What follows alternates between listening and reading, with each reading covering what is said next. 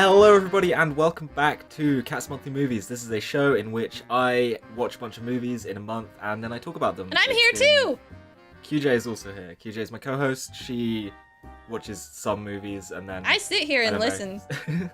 You mostly listen. It's sad because normally the way this whole channel structures, we each have a show where one of us talks and the other one listens. You haven't been doing yours. No. So you're just you're on listening duty I've at not the moment, been doing my homework.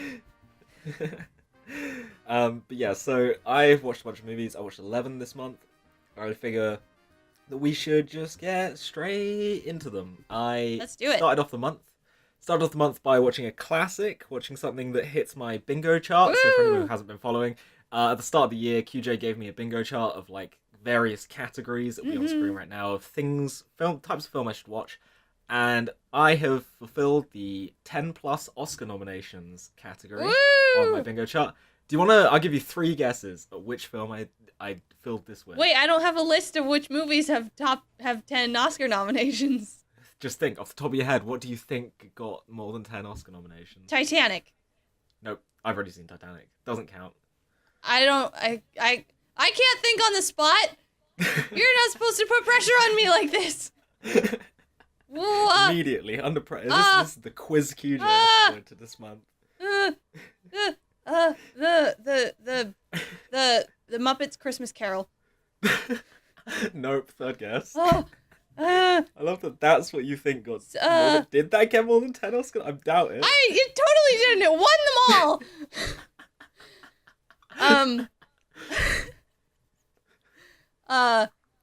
all. Citizen Kane. No. It was Forrest Gump. Oh, nice. You hadn't seen that yet? No, I hadn't, and I finally watched it. And okay, so Forrest Gump is a Muppet movie. I really enjoyed Forrest Gump. Actually, I thought it was excellent. It was a great performance. It's a very good movie. Very good script. It was so unpredictable. Like every turn, every twist, you're just like, It's a very twisty movie. He goes to war. He gets a shrimp boat. It's amazing. Yeah, Loved it. His whole life. What's funny about that is it's got so many melancholy moments, but it's also really funny. And there are a lot of moments where you're like, I'm not sure if I'm supposed to be depressed or laugh right now, because it's it's so weird. He's got a tough life because he's mentally very slow, but that's also supposed to be the butt of a lot of jokes. And I'm like, I don't know if I'm supposed to laugh at the fact that he's dumb, but because it's a struggle for him, but it's also I don't know. It's almost also a blessing because he looks at everything in this positive light, and he gets through everything because he's kind of so simple, and it kind of almost helps him in a way.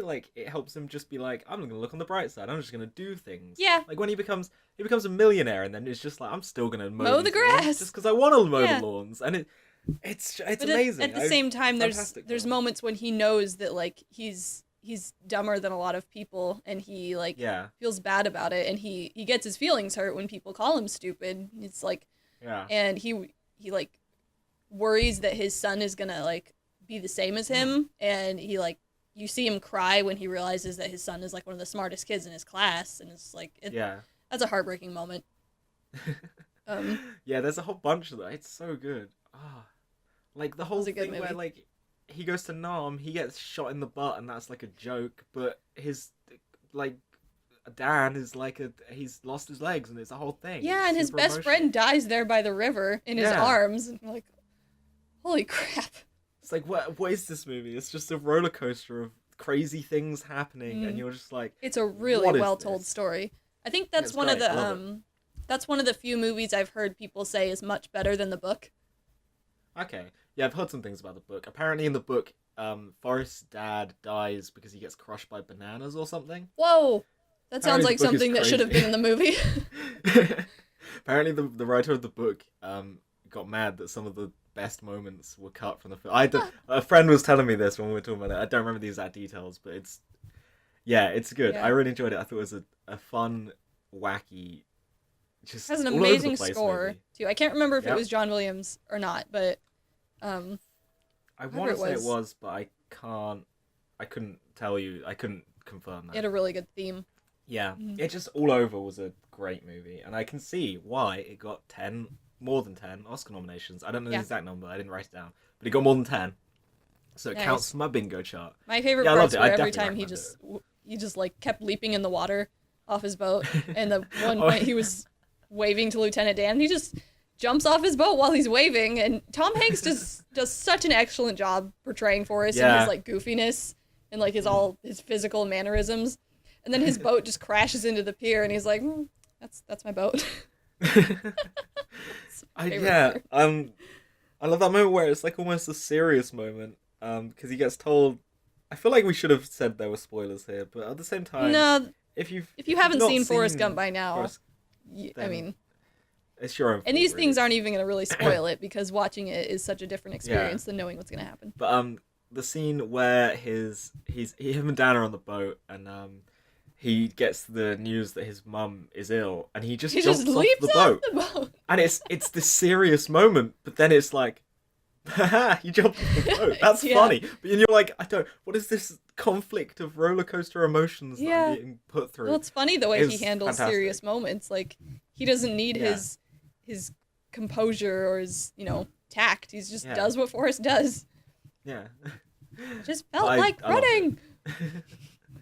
I really loved it. I would definitely recommend it. Like, it's come in like really high on my ranking list. Oh, I don't I'm know glad. exactly how. I can look right now. It comes in 4th in my rankings for everything this year, which is pretty Dang. good. Like, that's just under Manchester by the Sea for context. Like, Cool. oh, fantastic! Loved it. Just above the Lego Batman movie because those are comparable films. Right. I hate having to rank every movie I see in a year. You It's got really Forrest difficult Gump's 'cause Lego they're so Batman and different. Muppets Christmas Carol on the top. I will never watch the Muppets Christmas Carol. That's the ever best again. adaptation of the Christmas Carol I've ever seen. Okay, no joke. No, actually, I would agree with you. I saw it when I was a kid, and I quite liked it. So, yeah, I'll allow it. Okay, moving quickly on. The second movie I saw this month was a movie that, at the moment I heard this was being adapted to film, I was like, oh hey, a DreamWorks gonna take a book that I loved when I was a kid and absolutely ruin it and shatter my dreams again, like they did with, let's not talk about How to Train Your Dragon, but How to Train Your Dragon. They didn't. They took a book that I loved as a kid, and they decided to actually read the book when they adapted it. Oh, you mean instead of Shrek? what they did. Because you haven't seen that yet, right? Did you just catch me with a hot, spicy Shrek meme? No. I mean, Captain Underpants. It's amazing. Okay, here's what... I heard you say a couple things about it. Yeah. I never read that. I was not interested. But tell me about it. Yeah. Okay. So the whole Captain Underpants books are like, they're dumb and they're stupid and they know that. And they just are true to that consistently. Like, they know what they are and they're true to it. They know that they're a dumb book for kids, about kids. It's stupid. It's pure toilet humor to the point where like half the villains are like talking toilets and like just the whole thing is just juvenile and stupid, and it embraces it. It rolls with it and it does it incredibly well, and it has a lot of charm. And the movie takes that and it's just exactly that. Like, if you're looking for like a classy adult, like, oh, I'm a kid's film, but I'm also mature, like a Toy Story, Pixar kind of level thing, you ain't gonna get that here. None of that. I mean, it's called Captain Underpants. What else are you really gonna expect? There's no smart jokes. There's no like... Well, there probably are smart jokes. I don't really remember. It's the start of the month I watched this, because I was like, the moment it was out, I had to go and see it. There probably are weaved in some quite smart jokes, but for the most part, it's just juvenile idiocy. And I can appreciate that, right? I'm good at appreciating. I love Shrek. It's like a whole thing. It's a character trait of mine. I'm good at appreciating really dumb juvenile comedy. So I loved it. I had a smile on my face the entire time. The animation style is gorgeous. I don't know if you've seen the trailer, but it's so pops. There's so many colors. It's just beautifully bright and colorful, and it's gorgeous. And it's just this silly little story about two kids who decide that because their principal hates them because they're troublemakers, they're going to hypnotize him, and they hypnotize him into this character of Captain Underpants, who like they write comics about. And he has no powers, is that what or at the least premise is? Yeah, at the start he has no powers. He's just like this idiot dressed in underpants. and like, a How dumb funny. generic villain shows up, and it's like a whole thing. It's just silly and dumb, and it was really fun and true to the books as well. Definitely true to the book. That's the main point that I want to give this so much praise for, is it was so true to the books. There were so many like little references and tiny little You nerd. hidden things. And I was just like, because I haven't read those books since I was really young, but every now and then I'd be like, wait, I recognize that one, or I recognize that thing, or that, like, little background things, because the two adorable. characters, Harold and George, they write all these comics about Captain Underpants, and when they flick through all the different comics they've written, half of them are stuff from the books, or like the same titles of books that exist that I read as a kid. So in like, a way, so this good. really was a movie for adults, because it was like it's a Yeah, movie pretty for much. people who read the People books who- as kids and can appreciate Yeah. all that. Because if they weren't thinking about people who were kids then and adults now, they probably wouldn't True. have included all that stuff. True, but it also nails the kid audience. I cannot imagine a child. Well, I mean, okay, young, because if you go into like demographic typecasting and stuff, young Mm-hmm. girls probably wouldn't like this as much as young boys. That's just like a thing. I don't like doing the whole sexist boys like this, girls like this thing. Well, I But mean, it's kind of like that's the target or demographic they're going for, is young boys who like toilet humor. And yeah. there are young girls that like toilet humor. There's probably a lot of them. I mean, but girls are when naturally just more mature than boys, so I mean, I kind of get it. Yeah, but when you I do, didn't like that kind of humor when I was a kid. I thought it was like it definitely turned me off. I actually didn't. I went through a long period where I didn't. When I was reading Captain Underpants, I was young enough that I did, and then for the longest time I didn't. And then I was like, you know what, Shrek's really good. So it grew on me again. Because the thing with toilet humor is, if it's done cleverly, it's actually really good. Like the whole in Captain Underpants, there are some actually almost smart fart jokes, and actually there aren't even that many fart jokes. There's no point where it's just like somebody farted and that's supposed to be funny. It's always stuff like the villain creates the villain's like has this big robot toilet, and I can't even, and like at one point he flushes Captain Underpants, and it's just visual gags surrounding toilets and stuff, and it's not that reliant on just like he farts and that's funny. um it's more woven in, kind of, I don't know how to intelligently speak I think about I understand what fart you're jokes saying. and why they can and can't work, like, because there are definitely, I mean, if you watch the trailer for what looks to be one of the worst animated films of all time, The Nut Job 2 Nutty by Nature, in that trailer there's just a joke where a dog farts and that's the joke. Yeah. That's the kind of like fart humor that I'm like, that's not even well written, that's just trash. Yeah. But in Captain Underpants, It has I to don't be even written remember if into there the were story. any fart. Yeah, I don't even remember if there are any fart jokes in that whole film, and if there were, I can't think of them. Captain Underpants sounds like a movie that it does what it does and it knows what it is, and it's not trying to Yes. like, Mm-hmm. yeah. And it knows what it wants to do, and it does that amazingly. It does it perfectly. It nails And it. I can appreciate Incredible. that. I probably still Yeah. wouldn't like the content. Like, it doesn't sound No, like it's for me. I don't think you would. But the way it's written sounds like it's a good movie for what it was.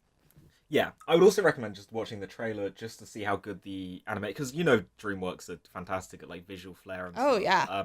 Yeah, like, because the whole thing is done to look exactly like the illustrations in like throughout the books, because the whole point of the books is these characters write comics, and in the books there are these little comics that are doodled out, and it all looks very much like that, and all of the like expressiveness in the eyes and the faces and the body language, it's all in there, and it's bright and colorful, and everything's like a little balloon floating around. It's so good.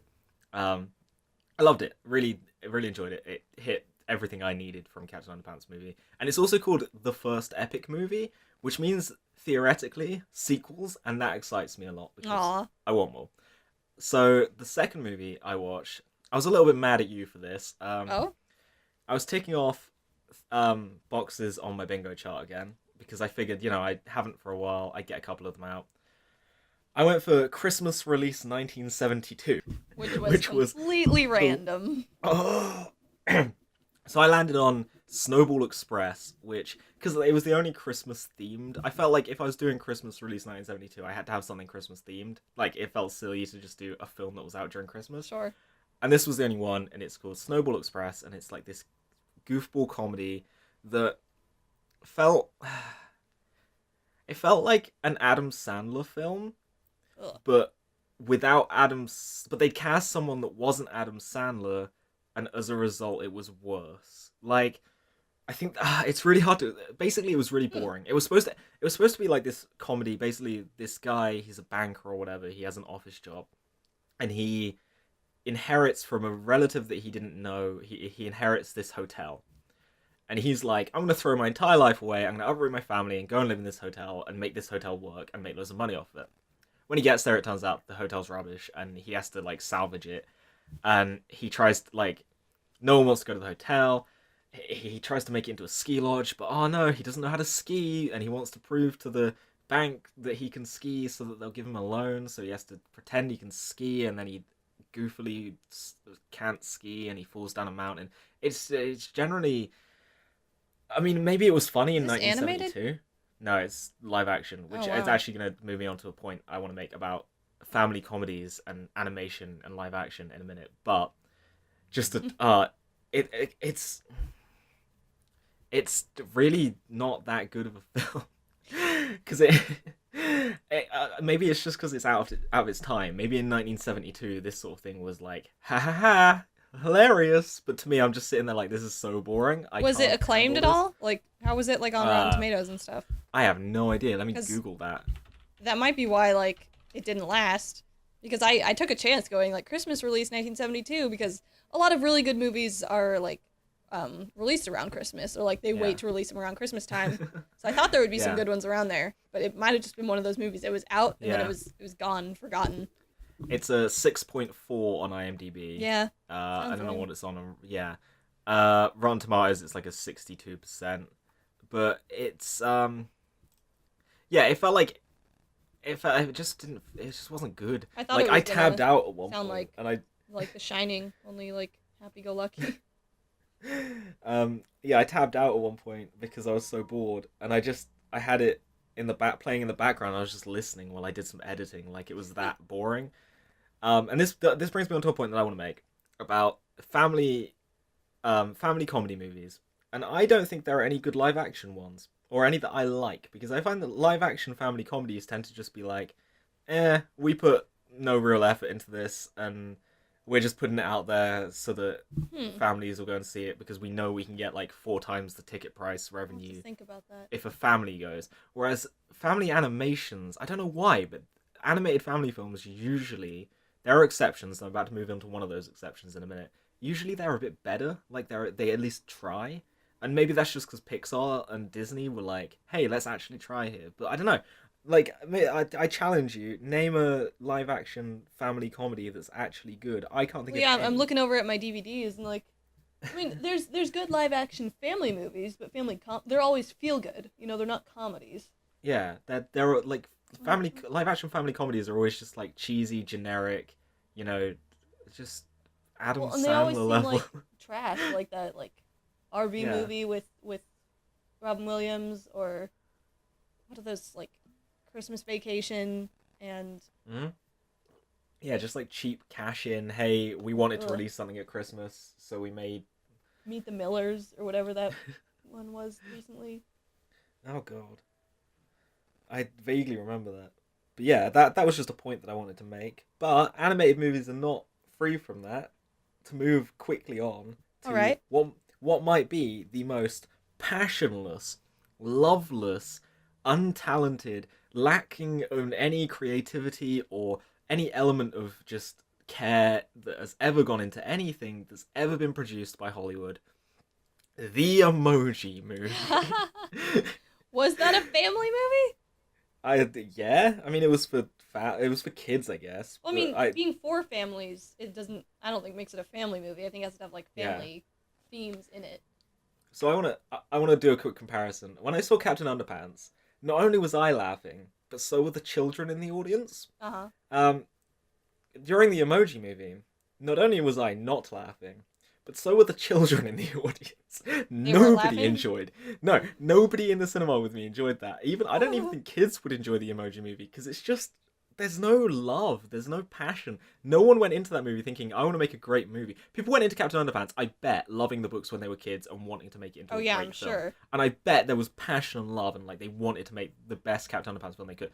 With the Emoji Movie, they were just like, what's Well, there's popular? nothing to emojis. There's no. Oh my gosh, we have to animate the poop emoji correctly because it meant so much to me as a child, And I love sending the 100 emojis to my friends when I'm feeling happy, so I have to make a good character out of that. Like, what is there to an emoji?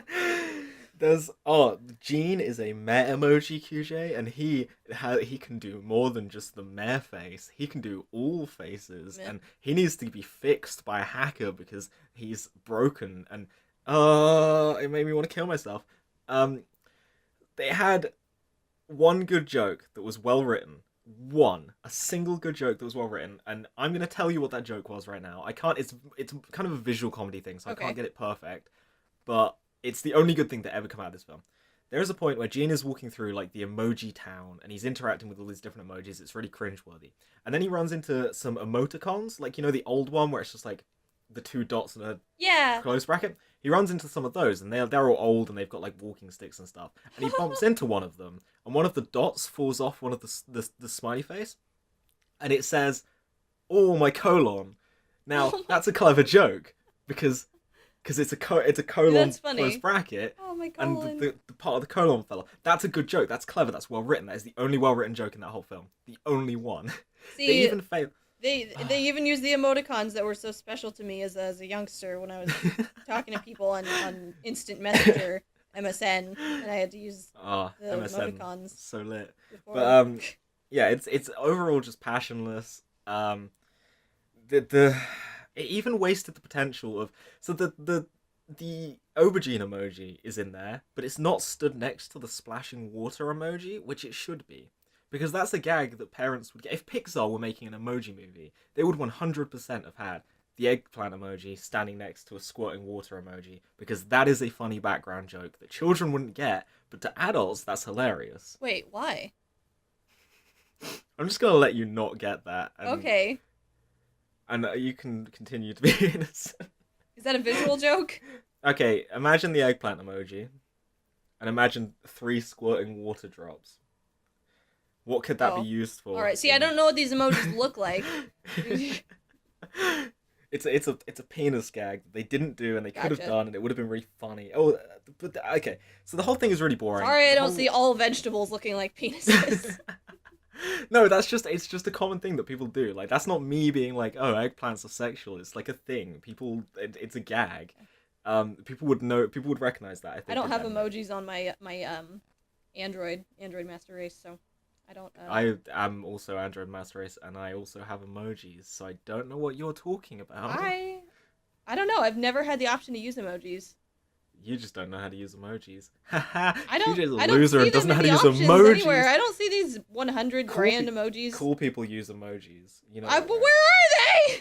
Okay, I don't want to talk about. Can we not talk about the concept of emojis? I want to talk about the Emoji Movie. I need to savage this thing. So basically, the plot is Gene, he's a sad boy because he can't do the meh face, and he almost ruins the phone, and the kid's gonna throw away the phone. It's a whole thing, and it's just like, be yourself, even if yourself jeopardizes your entire community. And then the hacker girl character is like the cool girl character who has this really forced, ham-fisted feminist arc that's like, in the original emoji set, a woman could only be a princess or a bride. Women were defined by their attachments to men.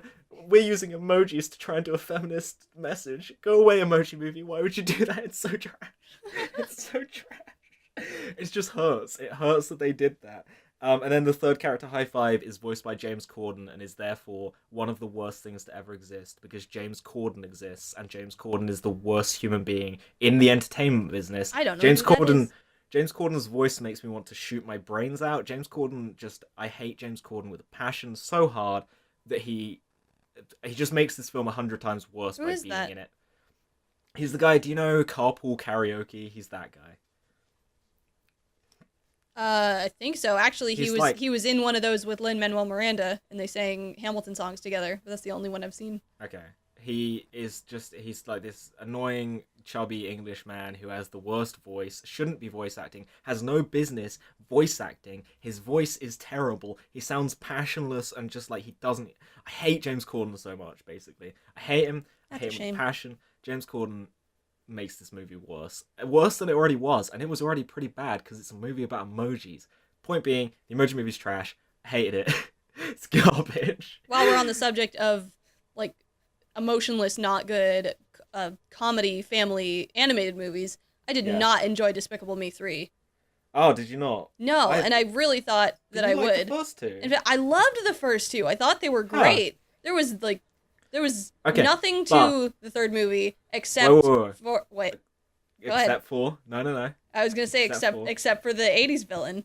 Yes, and his songs. Balthazar Brat is greatest and part of the movie. Basically, every time he was doing a move or like trying to do a heist and like escape with the diamond, you know, his background music was basically Under the Covers, which is fantastic, and he was funny, and like there was no relationship dynamic between Gru and Lucy or Gru and the girls or Lucy and the girls, and even though they tried to be like, oh, I'm gonna try and be a good mom, and like there was no arc was terrible. There was no like good writing behind that story. Like I didn't like the way the girls interacted with each other anymore.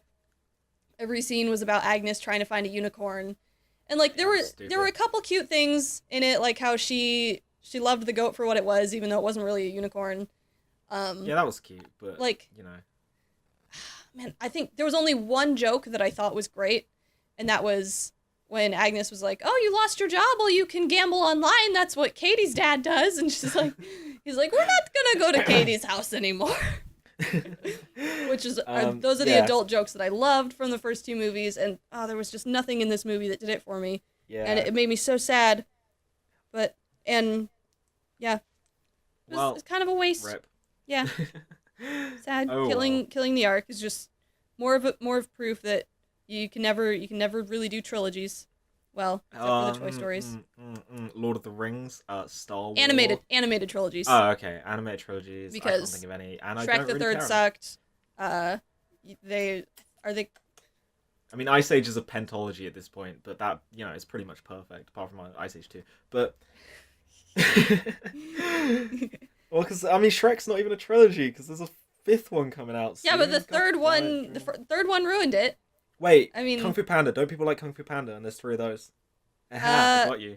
I don't know. I've only seen the first one. Are there? But... I don't know. I didn't think very much of the first one. I thought it was decent. Yeah, I thought apparently it was the second one's better. I don't know. Anyway, I'm gonna run out of time if I don't speed this along. Okay, let's keep going. So the next movie I watched was Atomic Blonde. I don't know if you've seen any of the trailers or the marketing or anything. It's a movie about. It's an action movie with a female lead. Basically, that's its gimmick. Is we did a female action lead, guys. Mm-hmm. Go us. But it's a shame that they didn't write a good script for it, because it's more important to have a good script than to have, you know, a selling point of we did a girl. Yeah. I mean, I've come on. read a little bit about the actress, Charlize something. Yeah, she's cool. She was in Mad Max. She was great in Mad Max. Yeah, and I guess she was like she's like an actual fighter in real life. Like she's been like doing like kickboxing and martial arts her whole life, and so all her fighting scenes were like really cool and really well shot. Oh yeah. And like she seems like an awesome person, and I want to be her friend, and I want her to teach me how to fight. But I guess the movie was just like. It was the script. After that, they were like, "Let's get her to be the lead, and what do we do next?" I don't know. Yeah, like the action was well shot, but like it was kind of like it was good. It was neon. It was like had a good style. I feel like I would rather watch a documentary about how the movie was made than watch the movie. I feel like I'd rather just like watch John Wick again, because I mean, like, you know, if you want good action, it's a default at this point. God, John Wick's good. But also, I have a little story about while I was watching Atomic Blonde. There were these 2 girls that were sitting in front of me who were clearly the target demographic for this. They were like, I don't know, 17-year-old girls. And like, if you're going to do the whole girl power, girls can kick ass to kind of plotline script, that's your gimmick. That's the demographic you're going for, right? Because you're supposed to, it's empowering them. And that's fine. You can go for that. You just got to do a good script first. I'm not saying female-led films are bad. Wonder Woman was great. Yeah. But these 2 girls were sat in front of me, and they were clearly the target demographic. And it goes back to what I was saying with, like, kids laughed in Captain Underpants, but not Emoji Movie. These 2 were just on their phones for the entire movie, which was complete hell for me, because I was just sitting there like, get off your phones. Why are you on your phones? I was getting really mad about it. Well, especially if they're in front of you, like the light's shining right in your face. Mm-hmm. They were like proper, and one of them was Snapchatting with flash on, and I'm like, how are you taking photos with flash in a cinema? What is wrong with you? Kill yourself. I was very much not happy about that. It made me very mad. But that just happens sometimes It's super annoying. But yeah, it's just like that's your target demographic, and you fail to entertain them so hard that they were Snapchatting the whole time. At one point, they got up, and I was like, "Oh my god, are they leaving?" And then about 10 minutes later, they came back with popcorn, and I was like, "Oh, why? Just so Why?" not interested in the movie. It's okay. Yeah, They don't deserve feminism because they pull their phones out during movies. They deserve to not be allowed to vote. But yeah, that was stupid. Atomic Blonde. It would have been good if it had a better script. It had a lot going for it. Like it had like the direction, the fight choreography, the acting. Like James McAvoy was good. James McAvoy is always good. Charlize Theron was good. It's just Who's James McElmore? James McAvoy. He is McElmore? he's Professor X. I can't think of anything you would have know him from specifically, but he's good. He's a good actor. Like him.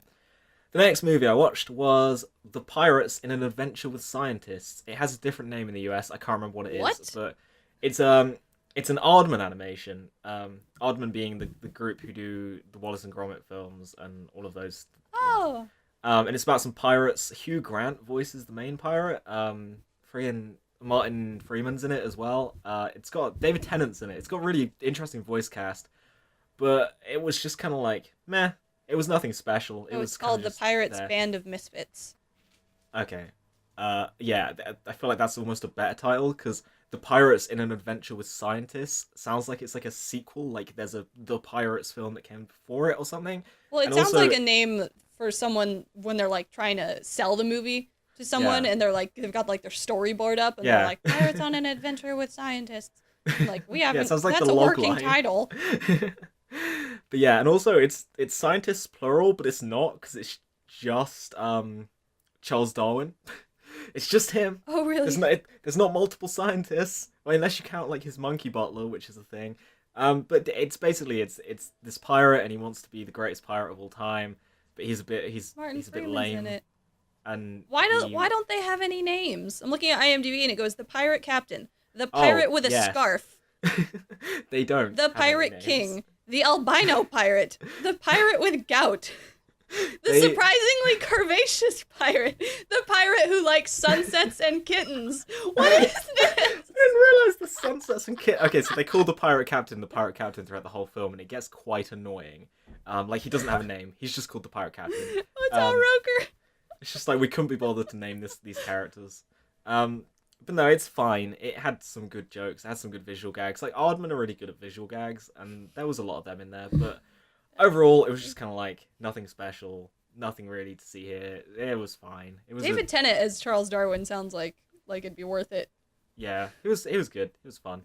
But yeah, and then I watched a movie that you have also seen called Your Name. Yay! This is anime. We're going into the anime portion of this podcast. I got 3 animes this month. This was, I think, is gonna. I'm gonna name this episode "Anime in America" because the most American things, like the Emoji Movie and some others. There's a really American film that I watched this month as well.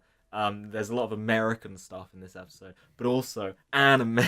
Anime. So, did you watch it in English or did you watch it in Japanese with subtitles? I watched it subbed because that was what my cinema was showing it in. Because whatever. Anyway, did I say the title already? It's Your Name. Your Name. It's an anime that QJ messaged me like months ago, like go and see Your Name. And I'm like, it's not out until like August in this country, so no.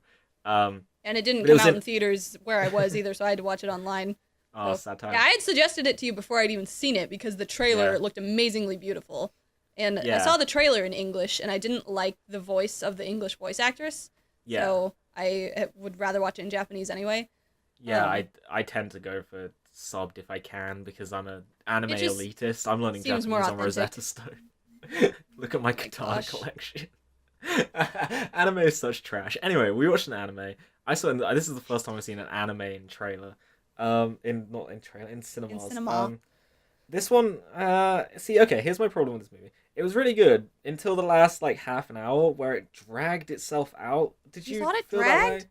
No, I felt like it was answering my questions. I was getting really excited near the ending, and I was like on the edge of my seat, like emotions just like waving all around, and I'm like, this is happening. I was just sitting there like, just end already. Why are you dragging this so much? Oh, I thought it had a beautiful ending. It had like almost Return of the King syndrome, where it's just like, can you just end? I mean, I feel like you could conclude now. depending on which part you're talking about, conclude. I feel like at a certain point it made sense to drag a little bit because, spoilers for your name, they go back to staying in their own bodies and not switching around anymore, and they sort of miss each other, but they don't know who the other person is, and they go on like that for 5 whole years before they finally run into each other again. So it's kind of like you get a feel for how their lives were probably dragging on, and feeling like something was missing and not knowing what it was. Because like when they were like, oh, it's 5 years later, I'm like, oh my gosh, they went through 5 years of their lives like feeling like they had lost someone but not knowing who it was, and like carrying that feeling with them for that long. Like that had to have been like weirdly depressing in its own way. I mean, I guess, but as a narrative structure thing, I was just like, there was. But so I didn't feel like it dragged like, that long, even in a narrative structure. So I didn't feel like it was a flaw.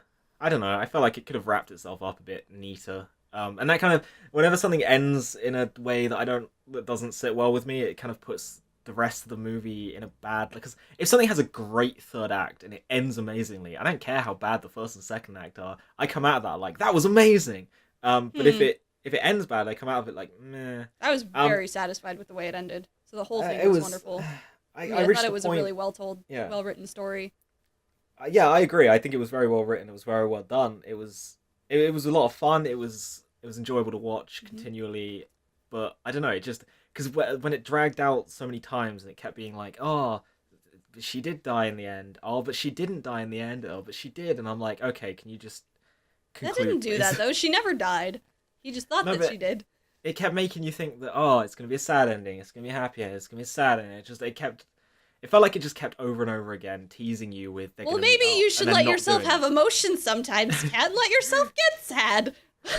No, but I got sad. The movie made me sad. It did it so many times that I felt like I just didn't care anymore by the time it did conclude. So it wasn't satisfying because I was like, I don't really care anymore what happens to these characters. I'm just done with this movie. I care about them. You know when you're done with a movie like 10 minutes before it ends and therefore the ending isn't satisfying? Not that it was a bad movie, I just think that it could have been neater in the ending. Like, I'm not trying to say I didn't like it. I liked it overall. I thought there was a lot of really good comedy in it. I thought it was really human. Funny. It had a lot of very good like actual it had personal a lot of things. Really good funny moments. I liked seeing them interact with each other's lives. It was really fun to watch. Yeah. I like the way Japanese writers make jokes. Like the way like she was so excited to go just to a cafe when she was in his body. She's like, oh, and then she's like, where do I work? And his friends are just like, oh, he's cute now. Yeah. It was. I liked how they didn't explain why they were switching bodies. It was just like that's a thing. And they kind of did. Go into. Did they? Well, they kind of. It was because of her grandma did. It was like a family thing that she could do or something. I do not remember that. Yeah, her grandma said that she used to have similar dreams when she was a girl, and it was just like a thing that their family could do. That's cool. Something. I have to watch it again.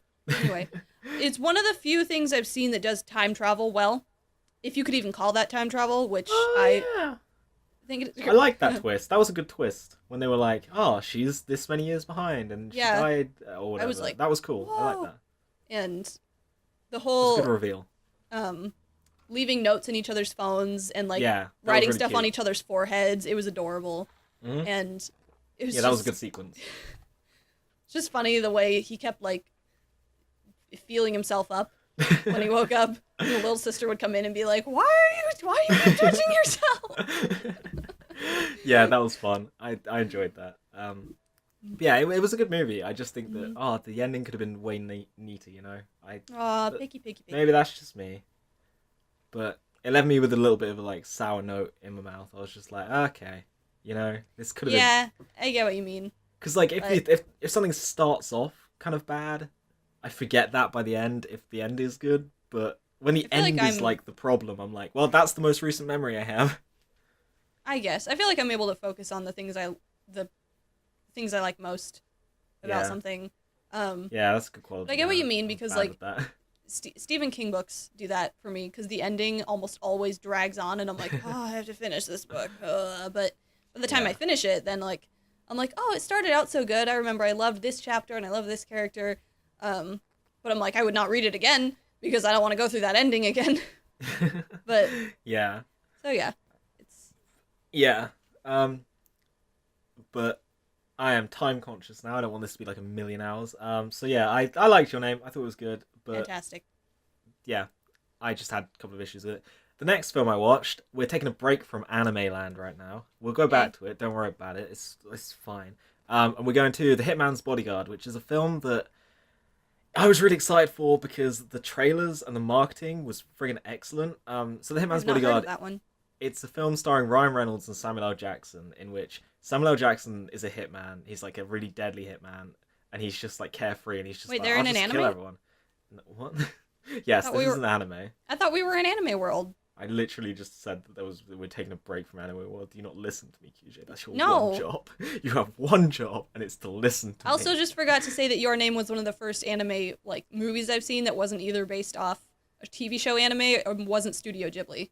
Oh, that's So cool. like, yeah, Same, it was probably. Yeah. Yeah. That's all. Anyway, him as bodyguard. It's Samuel L. Jackson's like this carefree, I'm gonna kill a mother effer hitman, and Ryan Reynolds is a bodyguard, and he's like a protection agent, and he's all like, he's got so many rules, and he's like, everything's gotta go right, and he's just like, boring is best because boring means Nice. that Are no one's they attacking us. partners? Well, Ryan Reynolds' character ends up having to protect Samuel L. Jackson's character, and they hate each other Okay. because Samuel L. Jackson's character has killed a bunch of people that Ryan Reynolds is supposed to be protecting in the past, and they have like this history, and they hate each other, and they argue. And if you watch the trailers are great. The trailers are actually pretty much all of the best jokes in the film, so you might as well just watch the trailers and not the film. Okay. I would argue. Wait, so did they learn how to speak Japanese to be able to release this? Oh my in god! Japan? I'm gonna come over to America and stab you Yay! in the face. But yeah, so it's annoying because like the trailers make it look like it's like a pure comedy and it's all for laughs and everything's a joke, but it's not. Like I wouldn't say that Does it have like its serious tones in Well, there? sometimes, yeah, and it's kind of like a drama comedy, you know, or like just an action comedy, but it's not like it's not raw comedy. It's not like, you know, every joke's all over the place, you know. But the trailers make it look like it's jokes all over the place, like constant jokes. So when you go into it, you're like, okay, let's get some jokes going, and then when you know, jokes, it's not that the jokes aren't funny, it's just that there's few and far between. So there are long periods where it's just like plot, and it was decent. Yeah, it wasn't amazing plot, but it was decent plot.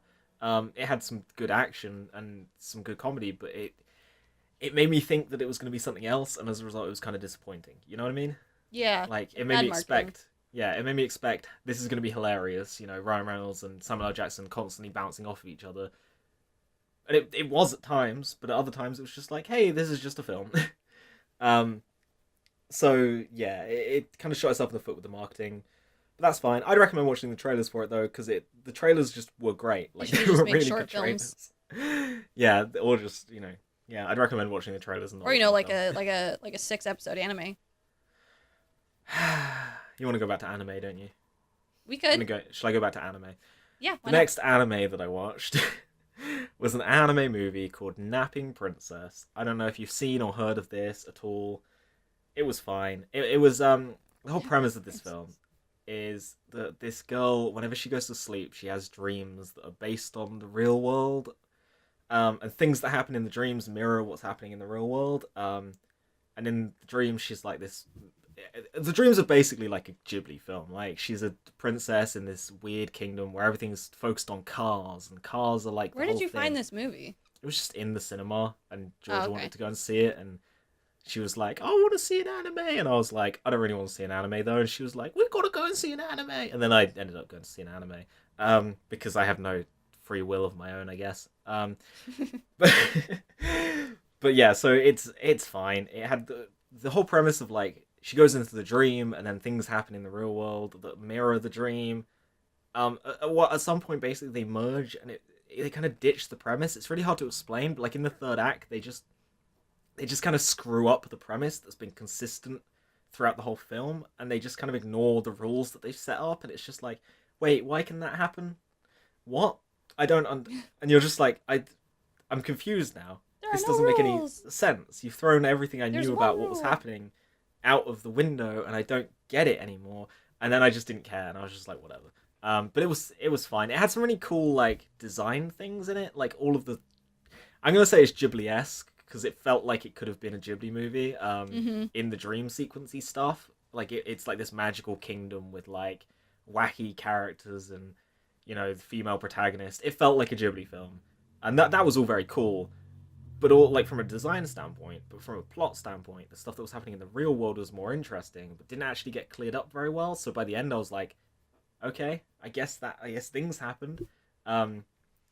So meh, I didn't really like it, but it's fine. Anime again, not really an anime, but based on an anime. The live action Death Note. Did you watch this? No, I have never seen Death Note. Do you want to watch this and therefore care about spoilers? Okay. People who care about spoilers for Death Note, the Netflix series, there's a link thing. But people who care about spoilers for Death Note, the anime series, I very much doubt I'm going to actually spoil anything because apparently the Netflix movie is like completely nothing to do with the anime. They just diverge everything and they ditch it. I don't know. All I know is that one of the actors is black and people flip their freaking lids over it because the character's not black. Oh no. Well, I thought the whole thing was the characters were white and they flipped. I don't know or care really about the casting decisions. I want to talk about whether or not it was a good film. It was not. The only good thing in this whole film, is Willem Dafoe, because Willem Dafoe is one of the greatest people of all times. Willem Dafoe is my boy. Willem is top dog. Love him. Willem, king of praise. Willem, he's the best. He has a great goblin face and voice. Green Lantern, right? Yes, he was Green Lantern. No, Green Lantern. Willem Dafoe would be a great Green Lantern. Yeah, he was Green Goblin. Willem Dafoe is amazing. I love Willem Dafoe. He's got such a good, he's just a little goblin man, and I love it. And he did such a good job in this movie. If you can find on YouTube every Ryuk scene in Death Note, just watch that. You don't need to watch Death Note's a Netflix series. You don't need to watch the whole film. Just watch every scene with Willem Dafoe. They're the only good ones because he's great. Right. He does a really good job with it. The rest of it, garbage. So what they did is they tried to cram in like way more than one movie should have, because it's like 2 seasons worth of story, and they tried to cram it all in while also changing it. So like basically the whole thing with Death Note is this guy gets a book where if he writes someone's name in the book, they die.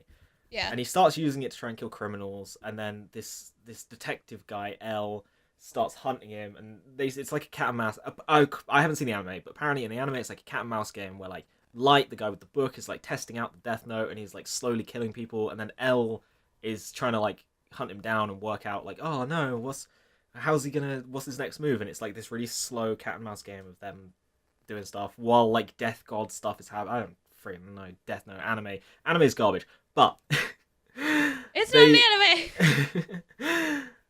So they took loads of stuff that I assume, and I've been told, takes place over like a long period of time across a whole long ass series, like 2 seasons or something, and they cram it all into one. And basically there's a point where L just goes, oh, I know he's got the Death Note. I know, because basically Light is killing people, and he's doing it under this, like, he's going by this, like, weird name, and he's like, oh, I am Kira, the guy who kills criminals. And L's like, I know that you're Kira, and it's like, how though? You just worked that out, I guess. Why? And there's no real. It just happens because they crammed it. It happens too quickly because they crammed it all in so fast, and you're just like, what? Okay. And then there's also loads of logical fallacies. Like there's a point where Light wants to kill L, but no one knows L's real name, and you need to know someone's name and face to put them in the death book. And Light has never seen L's face, and he doesn't know his real name because he just goes by L.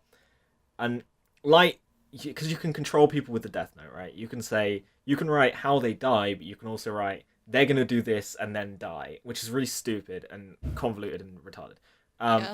So he writes L's best mate becomes obsessed with finding out what L's real name is, and then the guy goes to like this weird orphanage or something and tries to find L's name. That whole thing is garbage, but it's just like badly written voodoo. Mm-hmm. But my real question is, why didn't Light just write L's best friend murders L and then dies? Could he not do that? Is that a rule? It was never established that that's not a rule. Why didn't he do that? That just makes sense. Why didn't he just write... Does he have to find out his real name before he can murder him? Well, no, he could control someone else to murder them, surely. He could write, like, the name of, like, a death squad, police death squad man. Is he invincible as long as no one knows his real name? No, stupid. He just can't write the name in the book and then have him die, but he could write someone else's name and have them kill like L, and that'd be pretty easy because L's just like a little dude. Oh, it's so stupid. There's a point later on in the movie where I'm getting a phone call, but I'm gonna ignore it. That was from a weird number. Okay, there's a point in the movie where Light is like, he writes in the book that this girl takes the book from him, and then he acts really surprised when she does, and it's like, why are you surprised? She has to do that because you wrote that she did it in the book. And the other thing that's really super dumb is, this is like the last scene, who cares? He writes in the book, she falls from the, basically if your name is in the book, you're gonna die unless that page gets burnt by fire. And they're on the top of a Ferris wheel. She's already written his name in the book. He's gonna die at midnight if he doesn't burn the page. So he writes, she falls to her death, and as she does, she tears the page, which ultimately falls into some fire. Now, that doesn't make any sense. How can he convenient. Just... How the Death Note shouldn't work. He should be able to control people's deaths. He should be able to control how they act. How can he control a random piece of paper falling into some fire? What are the rules here? You can't just affect physics. Death Note. It's really stupid. I mean, it sounds like when your like second grade teacher is like, okay, kids, make up a story, and everyone gets to write one sentence at a time, and then each new person's like, well, I think the page just falls into fire, and it's so then dumb. It's so dumb. It's really dumb. It's just dumb. The anime, I've been told that the anime is way good, and I might watch it someday. I don't really care that much, but it's dumb. There's a really funny part that's not intentionally funny, but it's a chase scene where, you know how in any chase scene, there's always like they push someone over as they run, or like they bump into someone and that person falls over, and yeah, usually it happens once, maybe twice per chase scene. There's a chase scene in Death Note where like every corner they turn, there's a new person that they just screw over, and it's so unnecessary. It's like to the point of comedy where it's just stupid. Like, it's ridiculous, and it made me laugh so hard. And it kept doing musical montages that were really cheesy and just like, it felt like a dumb, like, weird, edgy high school movie. It was so stupid. I hated it. Anime's trash. Anime's hot garbage. People who like anime are gonna be really upset by me saying that based on this, but I don't care. Anime is trash. Come at me, boy. You don't make any sense. Weebs. Come at me with your katana collections. Death Note is edgy trash. Lol. So then the final film I watched. Katana is just a way to write Japanese. What's a katana collection? Is it like an alphabet? Sword. Wait. Katana's a sword. What's the Today on QJ is dumb. What's the name for like it's the other word for hiragana? Well, not the other word for it, but I like don't other know. language. I don't know Japanese garbage. I'm not a friggin' weeb. Kanji. Are you thinking of kanji? Kanji, yeah. Candy. Okay. Anyway, the final film I watched this month. I watched this morning. It's like the most American film, and it was pretty good. It was another one where like the trailers kind of shot in the foot, because the trailers made it out to be like really funny, and it had good funny moments, but it wasn't like inherently a comedy by trade. It was more of like a heist movie, and it was a pretty good heist movie. The heist was fun, but it's a movie called Logan Lucky, which stars Channing Tatum as like a weird overweight hick who like he's all like Southern American. And his brother Adam Driver's also Southern, and then Daniel Craig is this weird Southern American, like bank vault heist guy, and Daniel Craig doing that accent is really funny and just enjoyable to watch. Like, all of the performances were really enjoyable. The heist itself was fun to watch. It was a bit slow and it wasn't as like fun. I thought it was gonna be like fun the whole way around and like just constantly entertaining, but there was a lot of downtime and a lot of kind of slow moments. And it was, I don't know, it was fine, but it wasn't as good as I thought it would be. But I did enjoy it. So, yeah, Logan Lucky, it's also very American. It's very, like everyone in the town knows the Logans, and I'm like, that wouldn't happen. People don't just small all town know America. each other. And what is small town America? Towns. But that happens in small towns. Like, everyone knows each other. Yeah, I know, but it's just hard for me to believe that, because, like, I come from a pretty small town. But we don't all know each other. How small are your towns in America? I don't understand. Some of them are small. I don't know, I'm reading a Under the Dome right now by Stephen King, and that's like a small town book. Oh, is that the one it's that actually the really Simpsons interesting. movie's based on? Yes. I love the Simpsons movie. I'm not even joking. Simpsons movie is so good. But yeah, Logan Lucky, it's good. It's enjoyable. It's like a fun little. I sat down in the cinema and had fun for like 2 hours movie. You know, I think it could have been faster paced. It could have been a bit choppier. Could have been condensed a little bit, but it was fun enough. It was enjoyable. The performances in it's just on their own are just entertaining to watch. So, you know, it was good. All it was fun. Good and to that see. is all the movies. Popcorn flick. Yeah, basically, it's pretty much that. That's all the movies that I've seen this month. If you have any suggestions, do tell me. But before we go, I believe QJ has some thoughts on movies that she has seen in the last month. Oh, I saw. Well, I talked about Despicable Me 3. Yep. And we talked about Your Name. And I saw Spider-Man: Homecoming. Yep. And I was enjoyable. Yep. I thought it was good. Mm-hmm. It had a slightly different feel than the other.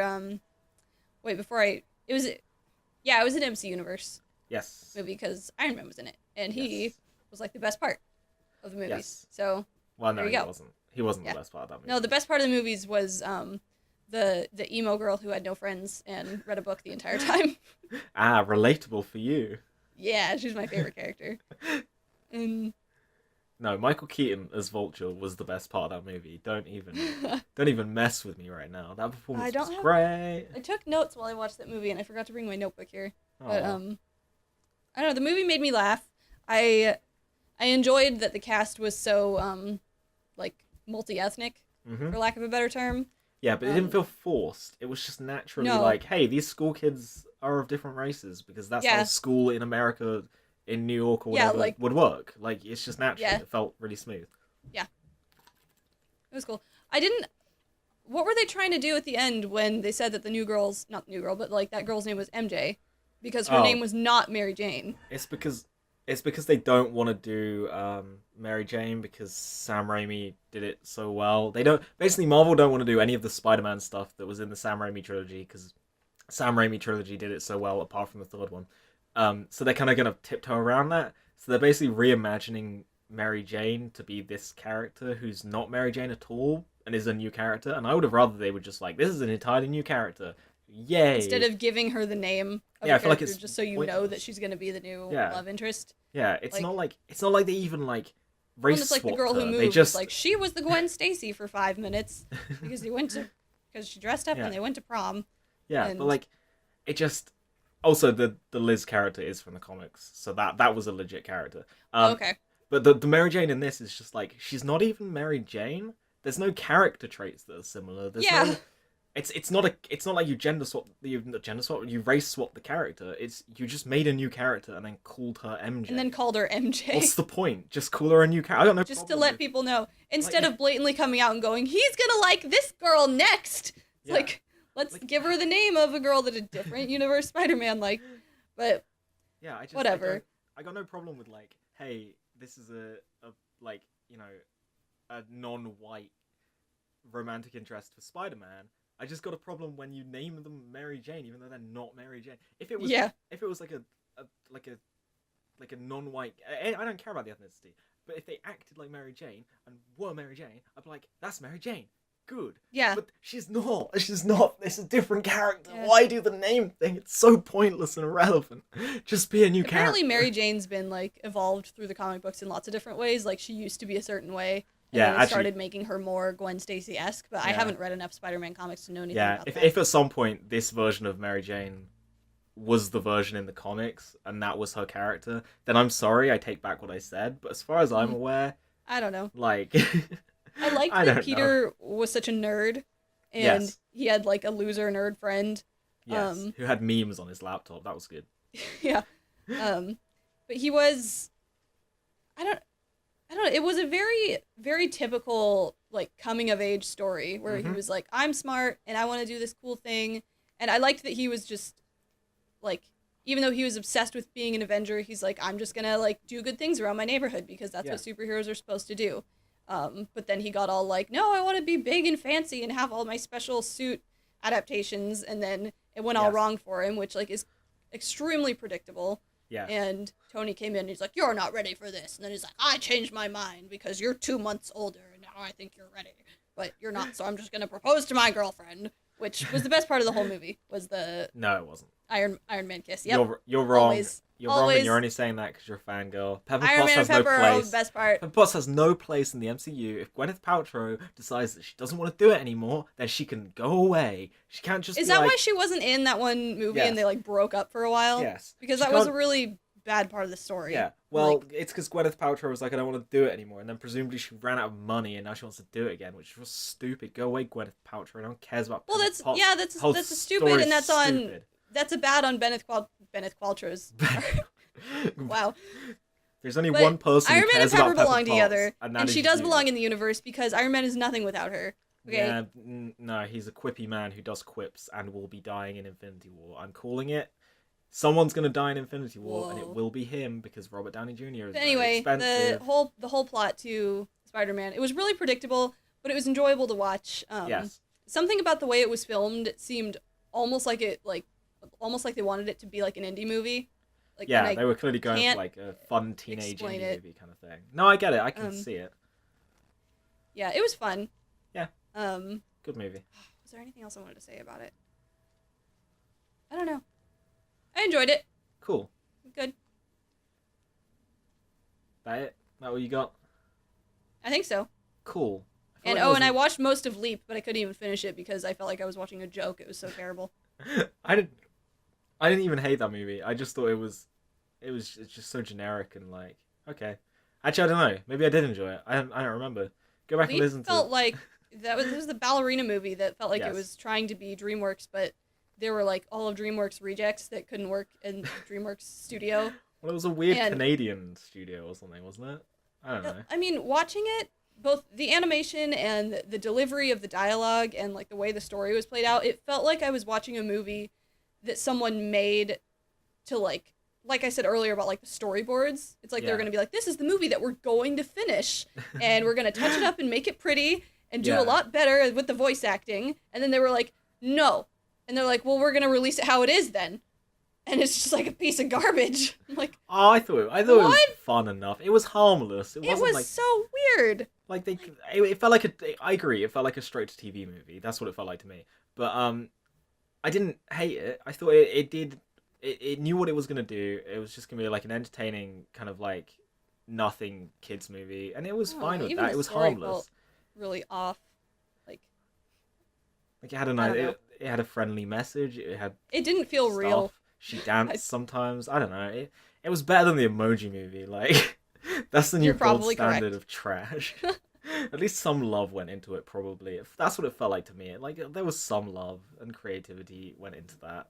Whereas with the Emoji, I feel like they probably spent all their budget on hiring actual ballerinas to come and pose for them so that they could like draw their anatomy and make because the animation that went into when any of the characters were dancing was really well done. Because drawing anatomy is really difficult, especially when humans are being in like really weird dancing positions or what have you. So that I appreciated, but I don't know. I was really disappointed in a movie about ballerinas because I'm a ballerina. Sad times. Oh well. I was really disappointed in a movie about emojis because I am an emoji. The meh emoji. I'm not a meh emoji. I don't know what emoji. Leave in the comments which emojis we are. Yeah. I don't care. But do leave me comments suggesting your favourite film, because I will watch them, and I will tell you my opinions of them. And I will comment. That is it. I will see you next month, unless me and QJ do a QJ's Adventures, which we might. QJ was saying she might be able to do it. I've had some adventures. So that might be happening this month.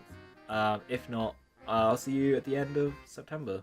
Is that the next month? Yes, it is. September, yes. So yeah, goodbye.